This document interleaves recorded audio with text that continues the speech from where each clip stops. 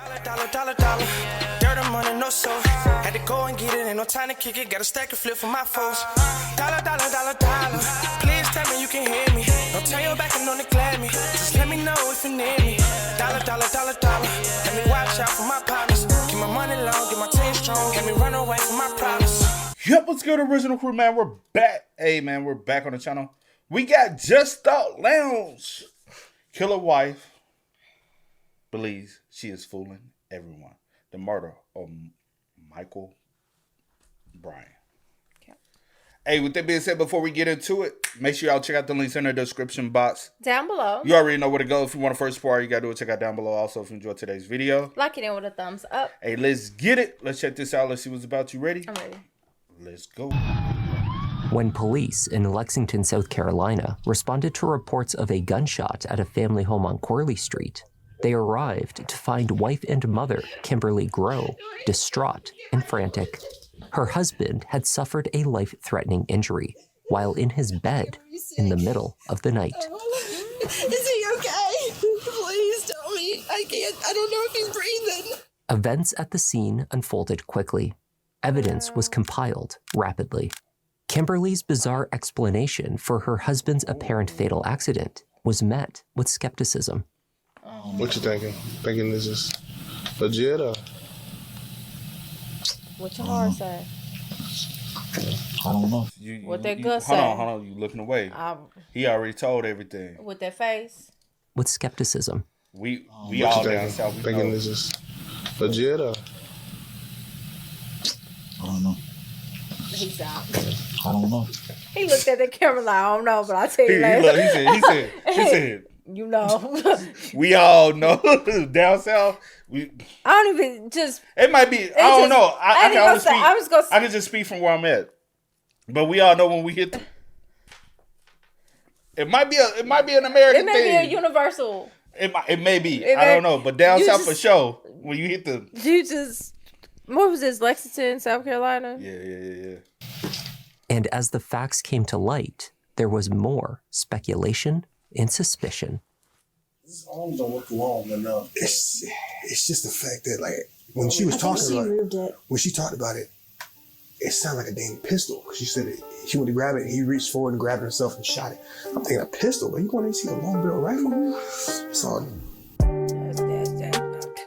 Hi there, I'm Kevin, and welcome to Just Thought Lounge. God. Today's story is about a killer who tried to think of everything.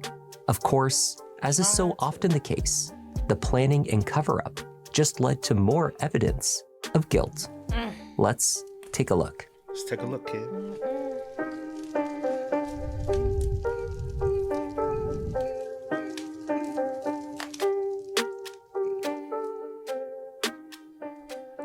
At 1:42 a.m. on November 30th, 2016, a call was placed to 911 from an address on Corley Street in Lexington, South Carolina.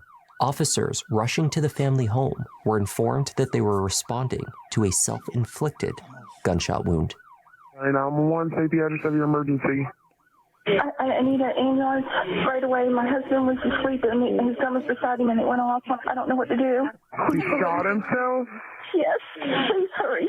He's not breathing. Okay, then where did he get shot at? Her tone's already. There's no panted. There's no frantic. There's no. You know something. Every time there's relaxation in the voice. Every time I say I will be a certain way, like if something was to happen, yeah, I do try to I'm very dramatic, right? Oh, so yeah. I'm like, maybe everyone is not as dramatic as I am. Yeah, but I'm very over the top. So maybe my response will be totally different. But this is your husband. You know what I'm saying? I just would think that. Do you have kids with him? Then also the father of your kids. So how do you break that? You know what I'm saying?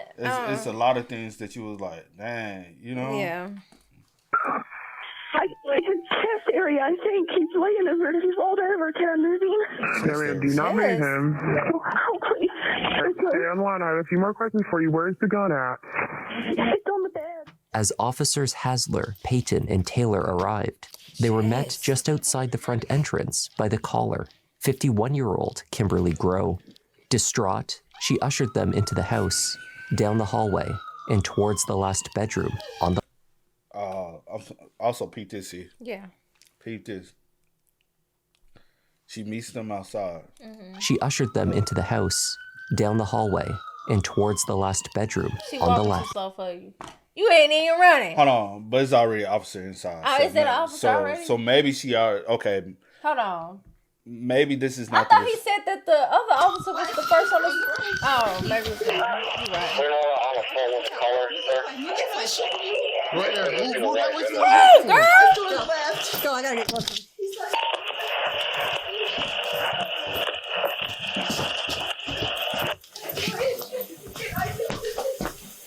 What is it?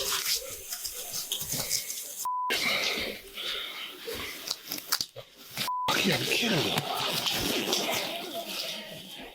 In the bedroom, lying on his right side, half covered by the blankets, officers found Kimberly's husband, 55-year-old Michael Bryan. He was unresponsive.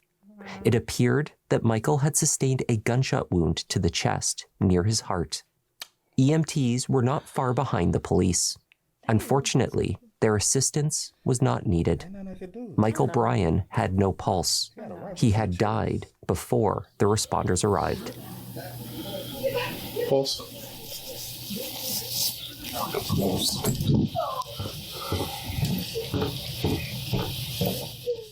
While the EMTs entered and assessed Michael, his wife Kimberly stood on the front porch of the house they shared, crying, confused, and frantic.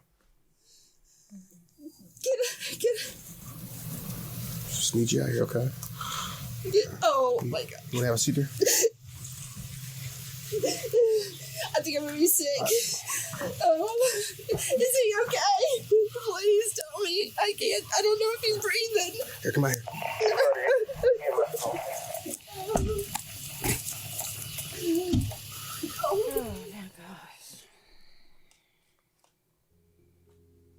Kimberly and Michael married 8 years earlier. The house on Corley was purchased in January in advance of their spring wedding. It was a fresh start for both of them.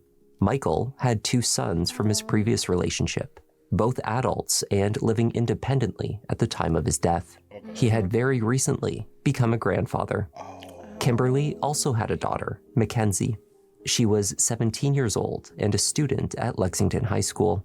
Mackenzie was training in cosmetology and still lived at home. She got on well with her stepfather. Did you want to say something? No, I was just going to say that answers kind of like, it was like kids. Maybe they'd be older. I'm thinking they probably been married for a long time, had kids together. But they just been married for 8 years. Yeah, so. But there is a child in the house, so where's the child? Oh, my bad. No. Cosmetology and still lived at home. She got on well with her stepfather. By all accounts, the blended family was a happy one. Michael was a master plumber and owned his own business, Plum Crazy, out of Lexington. Roughly 3.5 years earlier, he had also invested in a Mr. Rooter franchise, which performs commercial and industrial plumbing and draining services. Michael Bryan here with Mr. Rooter. We're going live here, doing a sewer line replacement in Columbia, South Carolina. Kimberly worked at the office, handling the administration for the business. When he wasn't working, Michael was hunting. He had a passion for the outdoors, which also extended to fishing and water skiing. These were hobbies he shared with his sons, as well as close friends. From his years of hunting, Michael had accumulated a significant gun collection. Though a large safe sat in the corner, many of his firearms were found sitting out in the bedroom he shared with his wife. That's weird. Kimberly Grow was inconsolable as officers took charge of the scene. Can I go up and tell my daughter what's going on? Where's your daughter live at? She's upstairs in her bedroom. I don't know if she heard or what. How old is your daughter? She's 17. Okay, we'll get her. Okay, just need you. Brings a mess. I just need you to sit out here, ma'am. Okay, that's all I need. Okay, I just need you. I need you to sit right here, dear. Okay, I know it's wet, but I just need you to sit down right here. Okay. Mackenzie was located upstairs in her bedroom, ostensibly still sleeping until officers knocked on her door. She was not aware of the events unfolding downstairs until she was ushered safely from the house. You have a seat right here, okay, dear? That's not the most comfortable spot. Actually, here, you want to sit? You want to sit right here? Okay, you want to sit right here in your hatch? Because I go to the bathroom. No, I don't want to go to the bathroom. It's near my bedroom. Yeah, I just need you right here, okay, dear? All right? Just have a seat here. Oh, my God. Oh, my God, sir. Let's be sorry. Trying to wash your hands and doing all type of stuff. After Kimberly had been offered a few moments to regain her composure, Officer Taylor began to ask very basic questions about what had occurred in the moments before she placed the call to 911. I'm Officer Taylor, okay? What happened today? My husband's bipolar, and he's been a little erratic lately. As a matter of fact, when you walk in the door, there's a reloading table in my living room that I had to move by the door. He's been obsessively reloading ammo and stuff like that, but not ever, and going hunting, and get up and go hunting. Every morning, getting up at 3 o'clock and going hunting. Mm-hmm. Yesterday, he wouldn't get up. He literally slept all day and was a little slurring his words and strange. Mm-hmm. So I just left him alone in bed, because usually it just means he's depressed. I got up to go let the dogs out because one of the dogs was crying about an hour ago. Mm-hmm. I don't know what time it is. I think it was an hour ago. I let the dog out. I sat down on the couch and fell asleep watching a movie while I woke up. I went to the bedroom to go back to bed, and he had the gun laying on the bed beside him. And I went to pull the gun away, and he jerked it, and it went off. So he was laying. He was asleep. He's asleep, and he jerked it. He was laying with the gun in the bed, and I went to move it because it scared me. And he jerked the gun, and it went off. Yeah, I was laying up against him like this, and I went to jerk it away, and he pulled it, and it shot him. And then I moved it away from him to try and stop the bleeding and called out 911. I don't know why he did that. Why he was sleeping like that. He's been taking his medicine and everything. What kind of a problem? What kind of a... He's bipolar. Bipolar? But he's just been sleeping all day yesterday and not getting up, but he wasn't doing anything mean. The circumstances surrounding Michael's death, as described by his wife, were different than what was conveyed to the emergency operator only minutes before. On the phone call, the gunshot wound was assumed to have been intentional. What Kimberly was describing to officers in her driveway was more complex and bizarre. An accidental, self-inflicted gunshot, which was fired potentially while Michael was not even conscious. What's your name? My name's Kim. Kim, my name's James Forsyth. Okay? I'm the supervisor with EMS, all right? Unfortunately, I have some bad news.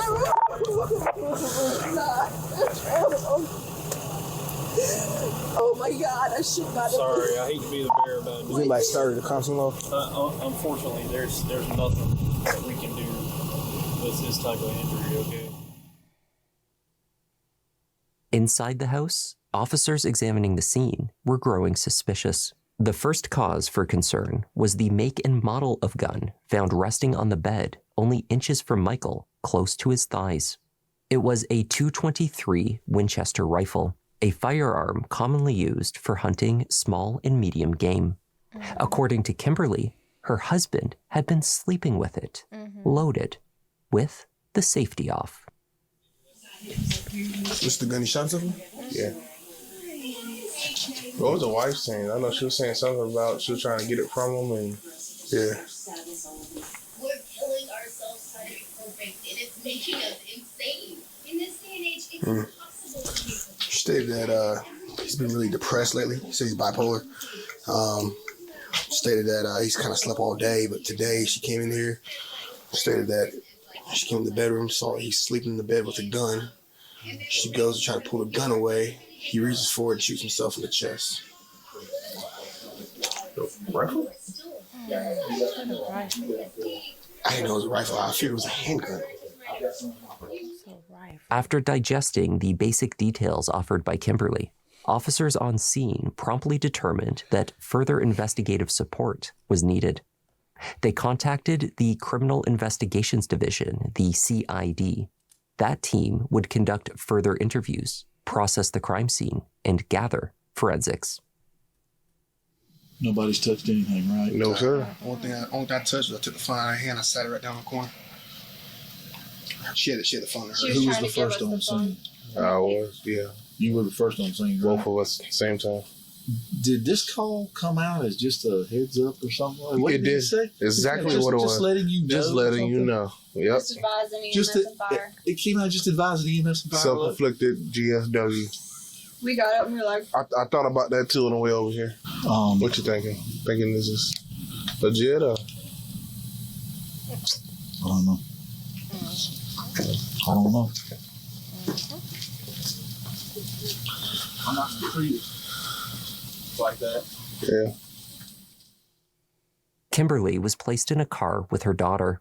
The two were given water and told to wait as officers secured the scene and awaited the arrival of detectives. No, right now, I just want you to just realize, I know that's hard to do, but just if you could just sit in your car and relax. I've got some people coming right now that are just going to want to talk to you, okay? And I've contacted the chaplain. Thank you. Okay? I'm assuming you wanted me to do that. I wanted you to call Pastor Ken at the apartments. I don't know what to do. As Kimberly waited in the car, she kept talking. Were y'all fighting for the gun? Was there an argument? There's no argument, and we weren't fighting. He was not waking up, and I tried to take it to move it, and he jerked, and it went off. And I just called my brother-in-law like 2 weeks ago and asked him to tell me how to make sure the safety's wrong, because he was leaving them laying around all over the place. It was leaving it laying in the living room floor, and I was afraid it was going to trip on it. Yeah. I couldn't even see it to make sure the safety was on. I just tried to move it so he wouldn't be in bed with it. He had the firearm in bed with him? Yeah, and I just tried to move it. The barrel was pointed up toward him? Yeah, I tried to grab the bottom, and he jerked it back, and it went off. I don't even know if it was my finger or his finger. I don't know what happened. He just jerked it in his sleep. Kimberly proceeded to offer further context. She described her husband as experiencing a manic episode in the 2 weeks prior to his death, obsessing over his guns and going hunting every day. He emptied his gun safe into the house, leaving firearms scattered everywhere, she said. It was not a safe environment, and she had feared that it would lead to harm befalling one of them. After weeks of this behavior, Michael then shut down. According to Kimberly, the day before, he had left his bed only for meals, before returning and sleeping for hours. We weren't arguing. He slept all day long. His son came over to help me clean a little bit. I got him up for breakfast. He went back to sleep. I got him up for lunch. He went back to sleep. I gave him dinner. Is he sick? Or? He's bipolar. And he's been getting up at 3 o'clock in the morning to go hunting, and then coming home and reloading all night, or doing something on the deck that we had to tear down all night. Yep. And then getting up at 3 o'clock in the morning again for like the last 8 days. 6 of them he's been doing that. But yesterday's the first day he didn't get up and go hunting. And he stayed in bed all day. And I thought he had a fever because he was in bed all day. I thought he was sick. But he was starting to not, like, he wouldn't remember what he was saying yesterday. So I just left him in bed and thought, because he has those episodes where he stays in bed all day. I didn't know any different. But he's had the guns all over the house. That's why I called my brother-in-law a couple weeks ago, and he had to watch a YouTube video to tell me how to turn the safety on. He's been obsessing over the fact that he has not been able to hit a deer with his guns, and he was saying that they weren't sighted right or whatever it is. I wanted to say balanced or something. And he's been like obsessing over that. I mean, to the point where he sent me a message on my phone last week sometime saying he can't take the emotional stress of this, what's going on. He can't hit the broadside of a barn, and he doesn't know why, what the message is. Oh my God. But he was joking around with me when I woke him the last time and said he was going to watch TV. He was watching Billy Joel and looking it up. I mean, I don't understand why. I know he moved the gun during the day because it was at the end of the bed on a pillow. And I said something to his son like, "That is really weird today. He's moved the gun there." Yeah. But I didn't move it away because every time I went in there, if I moved it, where was the gun sitting when you on the bed went to move it? But how was it? Well, he was like this, and the gun was right here. Okay. And I went to move it, and he jerked one of his hands, and it went off. But I think I'm the reason it went off, because I moved it, and my hand was on the violence of God. Okay. That's not done. There were a handful of details Kimberly offered while speaking with officers at the scene, mostly unsolicited, which would later be scrutinized. The first was simply the feasibility of what she described. Officers questioned whether Michael's arm was even long enough to reach the trigger while the barrel of the rifle was pointed at his chest. They speculated that this was unlikely, if not impossible. Perhaps Kimberly was being truthful about other elements of the story. Her messaging history showed multiple inquiries to her brother-in-law. Kimberly expressed concern over the firearms being left out and asked him how to safety certain guns.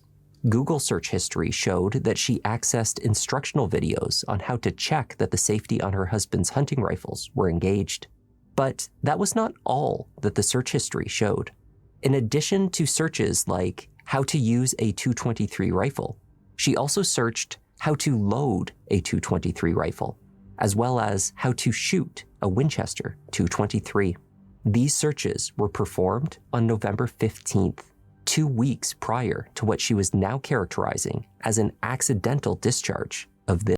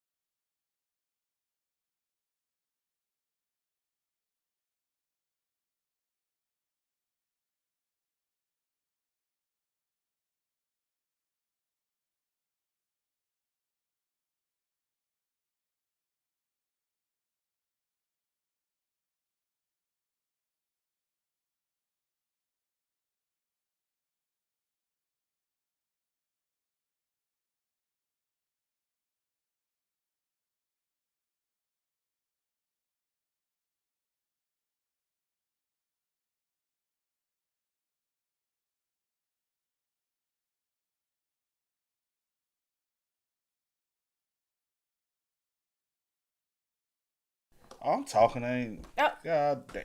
Because I was just muted trying to look at the gun. I'm trying to understand like the gun thing, right? Sorry, y'all. Luckily, it wasn't a long time, but I'm trying to understand the gun thing and how the gun works. I'm not a gun enthusiast, so I don't operate with guns. I don't use guns. I have an uncle uncle and cousins that hunt, right? Mm-hmm. And so, but that's what they do, not what I do. But isn't this like the loading chamber thing? You got a cot to get it loaded. Mm-hmm. But also, my thing is,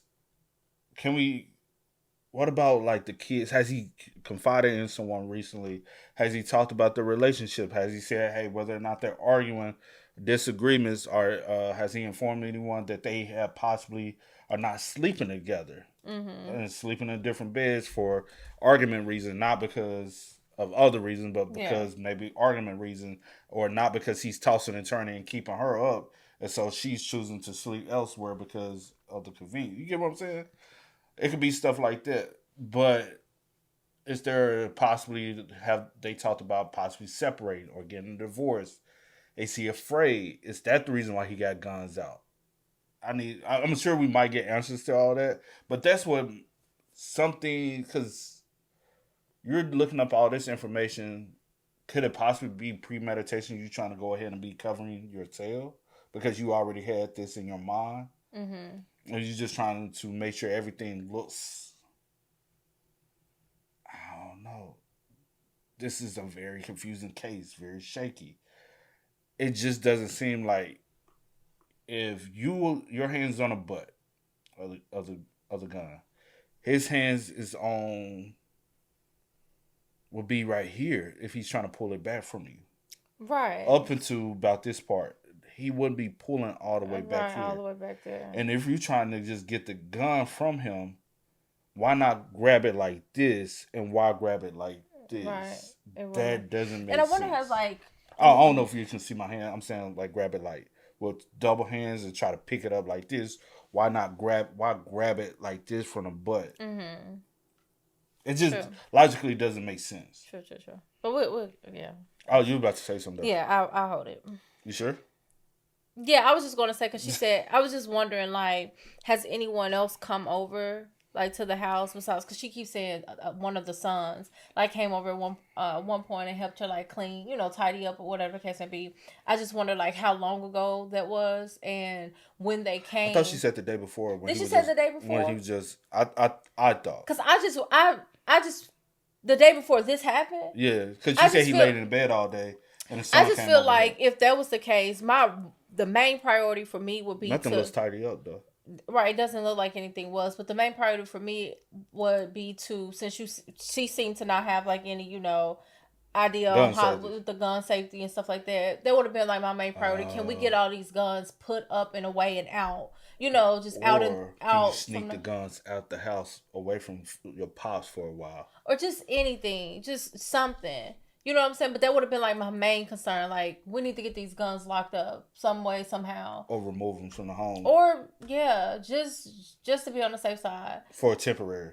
While he's going through, because he's depressed. Is that what you said? Or well, she said he's having an episode. But no, she also said he was in a depressed state, too. Oh, okay, yeah. That she said that's why he's been laying around. But well, yeah, that is true. She did say he was bipolar, too, though. Mm-hmm. This same gun. It's just been escalating this last couple months, and this last 2 weeks, like I said, he built that table right before Thanksgiving. Mm-hmm. So he had his granddaughter come over, and I was sitting there in the living room. I had to move it.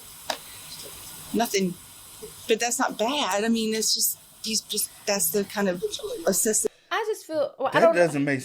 He built that for his granddaughter. Maybe he. It's holiday season coming up. It's November. Maybe he built it for Christmas. Is it? Oh, she said okay. He had just recently built it. She moved it out the living room because it was in the living room. Okay. What's he about to say? No, I was just trying to get the details again. Sorry. So he had his granddaughter come over and. Hold on.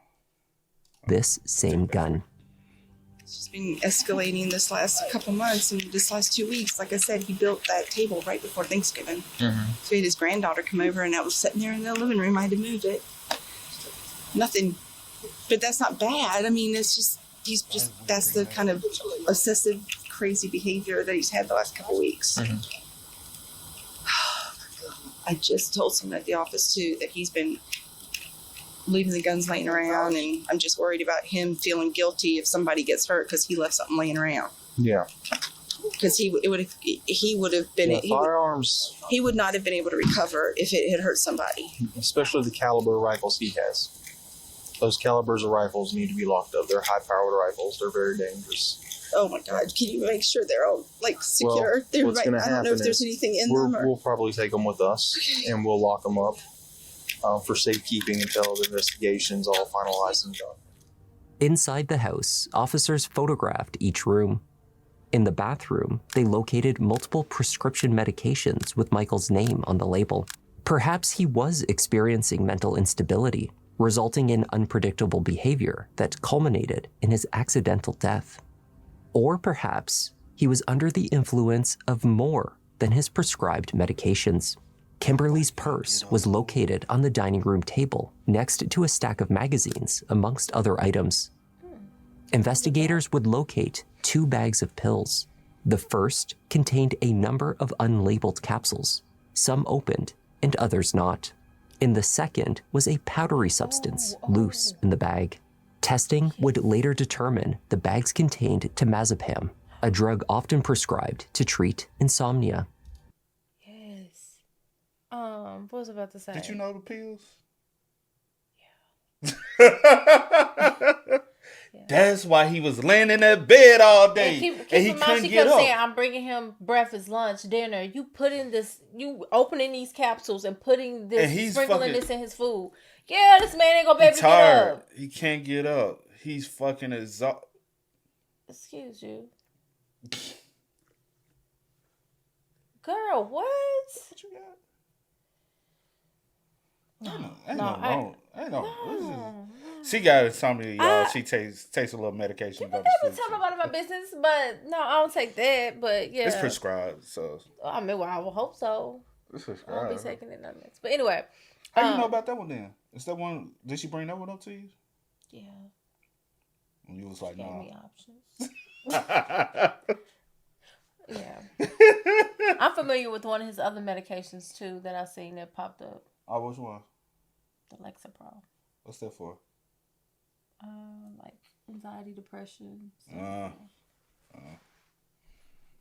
According to Kimberly, she had obtained the prescription days earlier for herself. Her husband's manic episodes, his early mornings to go hunting, and her demanding work schedule had left her exhausted. While she struggled with her husband's behavior, Kimberly managed only a few hours of sleep a night, she said. He's making, sending text messages to you about not being able to handle the stress of not getting a deer, not being able to hit the It's on my phone. One of them, the other one where he's ranting about work, I deleted, but it's probably on my phone. I don't delete any of his messages because sometimes I have to. Well, why you delete that then? If you don't never delete, Why? Red flag. It's a lot of red flags. Well, sometimes I have to show him. He's never like mean to us or aggressive to us or anything, but sometimes I have to show him how he talks so he knows, because he'll go, I didn't say that, or I didn't talk to you that way, and he goes, well, I didn't mean it that way, and it's just to help him. His doctor, his psychologist or psychiatrist, whatever she is, Dr. Hyde, said to do that. So I was trying to journal, but honestly, I'm too tired when I get home because I go to the office every day and he doesn't. What do you do for a living? I work for him. I work at the office. We own Plum Crazy and Mr. Reuter. Yeah. I do the office work. Gotcha. So does he take vacation time to do all the hunting? He just doesn't go in. Well, this is the owner, I mean. Yeah. Michael and Kimberly's businesses had been experiencing financial difficulties in the period leading up to Michael's death. Whether this was a result of Michael's time spent hunting, as his wife seemed to imply, is not certain, though investigators found that money was tight, the business was struggling, and the family was in financial distress. Michael's death may have resolved this particular issue. The master plumber had a $500,000 life insurance policy with the Jackson Life Insurance Company, and his wife, Kimberly, happened to be the sole beneficiary. When we walked in and we were trying to get her out of the way so we get back there, she said, don't quote me, but she was like, I killed her. That's my right at. When we walked in the house, did she say, oh my God, I killed him, or I think I killed him? I don't have to watch our body cams back. I didn't record either until I got in there. Officers' recollections of a spontaneous confession proved inaccurate, though suspicions continued to mount. After some time, Kimberly was taken to the station for further questioning. There, she formally provided the same information that she had given at the scene. Investigators descended upon the crime scene. I think Bryan was back here with the EMS. The EMS pull back the comforter or anything? The EMS pull back the comforter? All they did was, what did you guys? All they did was, we think, they may have moved it slightly, but you know what? That is true. No, comforter wasn't pulled back. It was already pulled back. It was already pulled back when they arrived on the scene, because that's one thing I looked at was the place, and it was pulled back and the gun was placed direct. Most people, if something like that happened, you try to remove the weapon as far as possible so they can't. Because why would you, if y'all are fighting, the gun, pow, you would have dropped the gun, or you would have put the gun to the side. You want to just lay it right back, or lay it in position or place to. Because when the first officer went into the room, the gun was just laying in a directional way. Or would I have left the barrel it? Is that what you're saying? Left it how it went off? Most people ain't thinking about that.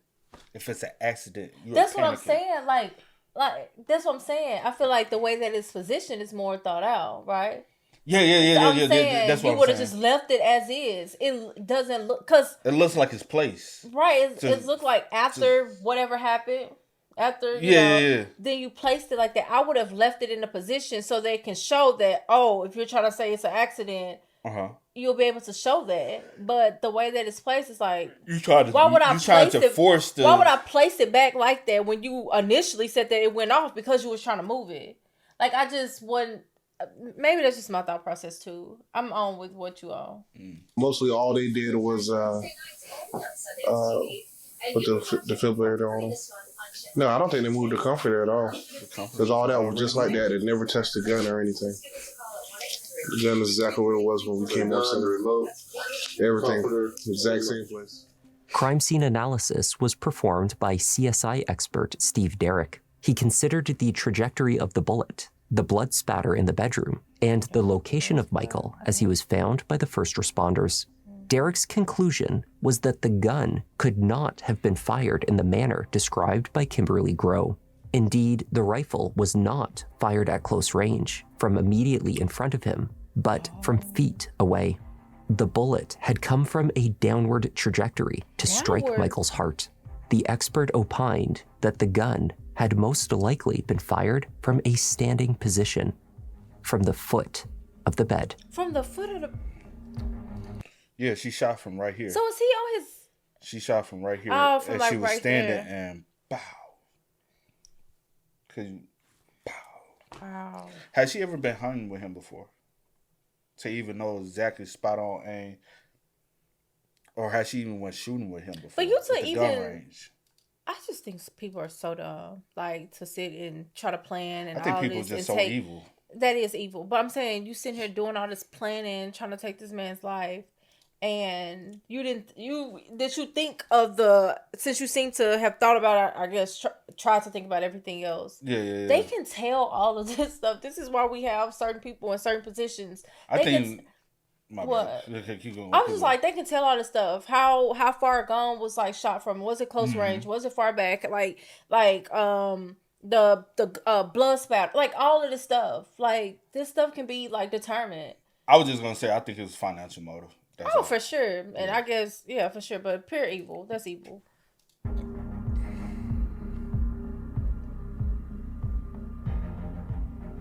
Kimberly Grow was not immediately arrested or charged with murder. Much of the concrete evidence suggesting she had murdered her husband was still being collected. DNA samples were taken, items were tagged for forensic testing at the CID lab, and electronics from the household were collected. Kimberly went home from the police station the following day. By the next day, December 1st, she was already filing a life insurance claim for the $500,000 on Michael's policy. She would not be receiving those funds, however. I know sometimes we question how fast people do it, but you're supposed to do it in a timely manner. So things can go ahead and get them, especially I came to an understanding of the kind of the process when your aunt passed. That was like more than, and I was like, oh, okay, because we were keeping up so much with how, especially with it being out of state. Like, hey, you got to get on this stuff immediately. People be like, they want to get paid for their work. Yeah. Because you got to send it to, what's it called? Funeral home. And then you got to get the funeral, especially if you want things done in a fast, timely manner, and then be able to get into the ground as soon as possible. Because you don't want to keep the body out for so long. So sometimes that's alarming, sometimes it's not. Yeah. True. But I know a lot of us question it with, damn, they just died. You already calling? Yeah, true. And a lot of times, well, if she's the direct beneficiary, she has to make the call. Yeah. Damn. Just. When investigators extracted the data from Kimberly's cell phone, they found more than just the searches about the rifle, damning as those may appear. On her phone, as well as her laptop, were searches dating back from the previous year for topics relating to poison. Girl, the previous year? The previous year. You've been trying to... Now I know if they go looking at our stuff. Oh, yo, we look for all kind of random shit, especially pertaining to these body cams. I was like, God, please don't let nothing ever happen where these folks got to go through my phone because, woo, yes, I'm a very curious person. I look up everything. I'm like, especially like I looked up stuff just now, like about this. Oh yeah. And I'm just like, please no. I will have to like plead like this. It be because of the videos. Job. I'll be. I promise you, I ain't that type of person. But yeah. In late May, she had searched ways to poison your spouse without detection. For example, in the 2 weeks prior to Michael's death, the poison-related searches increased.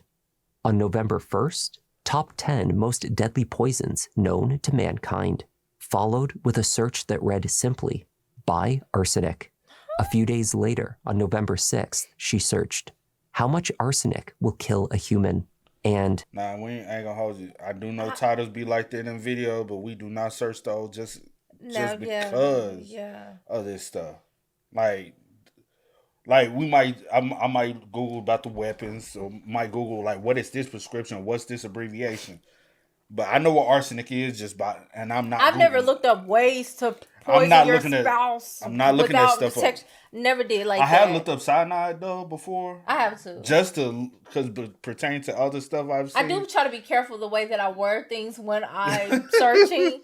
But still, at the end of the day, no. Also, I was going to say, has she ever been married previously before him? Because they've only been married for 8 years. So I just wonder, has she ever had, like, been married before? Like, and if that just ended, or... I feel you. Because we've had a case like that. And she had been married, a couple. And it was a woman one. She had been married previously. Her husband had passed. Yeah, we'd have had a couple of those before. Yeah. We done had too many cases nowadays, so just... Yeah. What is a deadly dose of arsenic? Kimberly made 2 purchases of arsenic from Lab Depot. The first was on November 1st. The second was after her searches verifying a deadly dosage on November 7th. There was no arsenic in Michael's system on the day he died a few weeks later on the 30th. It seems that Kimberly revised her method from poison to an accidental gunshot sometime after the 7th. She began speaking with family and coworkers about the risk posed by the firearms in the house. There was one additional foreign substance found in Michael's toxicology, however, temazepam, the drug Kimberly obtained under the pretense of treating her own insomnia. And that's the reason why she said he's been acting weird lately. Because he's... And the fact that she even been getting the sun, co-workers. And she's been overdoing it. You're only supposed to do it at a certain rate. That's what anything, but she's been overdoing it. So he might have been snapping because of it. Ain't no telling how long she's been putting stuff in his food, and because it's not killing him, but it's weakening him. She needed him to be weaker. Testing was performed on food items located in the kitchen, as well as the home's garbage bins. Kimberly helpfully told detectives that she had prepared meals for Michael throughout the day. Yep. I got him up for breakfast, he went back to sleep. I got him up for lunch, he went back to sleep. I gave him dinner. Is he sick? Or? This included a roast beef packaged meal with mashed potatoes and green beans for dinner around 8 p.m. From the container of the packaged meal, results were positive for the presence of temazepam. Michael had most likely been asleep when he was shot, just as Kimberly had asserted. It just had not been him that had pulled the trigger. The final piece of the puzzle fell into place when the... What? I'm saying, like, your sleepy pill, it be knocking you up. Why you say my sleepy pill? Because sometimes I'll be like, wake up in the morning, I'll be like, girl, you knock the hell out. But no. I sleep sound sleep without any... See, sometimes I got insomnia, she got... You always been a night owl, though. Yeah. Even when we was in college and stuff, especially when I used to be working third shift, see her still be up. I'm like, bro, what the hell you doing at 2, 3? I'm on break, 2, 3 o'clock in the morning. College, she like, yeah, I'm still up watching TV. I'm like, bro, go to sleep. Yeah, I've always been a night owl, and but I'm not a morning person either. I'm a morning person, though. Yeah. The final piece of the puzzle fell into place when the DNA results were returned from the rifle. Testing showed that Kimberly Groh's DNA was present on the trigger. Her husband's was not. He had the firearm in bed with him? Yeah, and I just tried to move it. The barrel was pointed up toward him? Yeah, I tried to grab the bottom, and he jerked it back, and it went off. I don't even know if it was my finger or his finger. I don't know what happened. He just jerked it in his sleep. A warrant was obtained for Kimberly's arrest on September 26, 2017. Though she was charged with murder and possession of a weapon during a violent crime, she eventually accepted a plea deal. She admitted guilt on one count of voluntary manslaughter and received a sentence of 30 years in prison.